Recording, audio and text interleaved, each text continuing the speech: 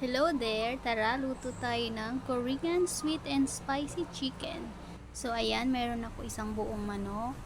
Tapos, hinugasan ko na to. Nakasala na siya. Tapos, ito na nga, litimplahan na natin. Lagyan natin ng itlog. Beef powder yung gamit ko. Wala kaming magic sarap. Tapos, asin. Paminta.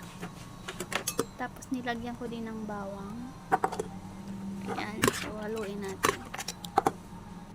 So, ayan, ibabad lang natin to ng mga 20 minutes. So, ito yung mga ingredients, guys. Chicken breading mix powder.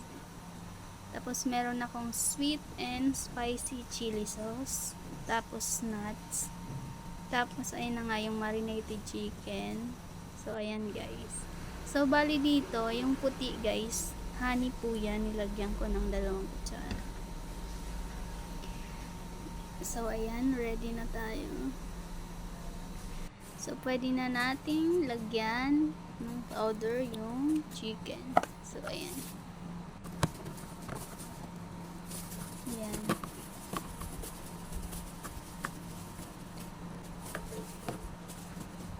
Ayan.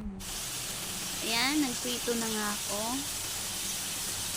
Tapos, hintayin lang natin mag golden brown. So, ayan. Golden brown na siya, guys. Tapos, luto na yan. So, hinango ko na siya. So, ito na yung itsura niya. Sarap ng fried chicken. So, ayan. Nilagyan ko na ng sauce. Ayan. Sarap to, guys. Try nyo po. Tapos, lagyan natin ng dinikdik na mani or peanut. Ayan. Yan po. Tapos halu-haluin lang natin, guys. Tapos ready to serve na siya. Ganun lang po. So, ayan. Ready to serve na ang ating Korean sweet and spicy chicken.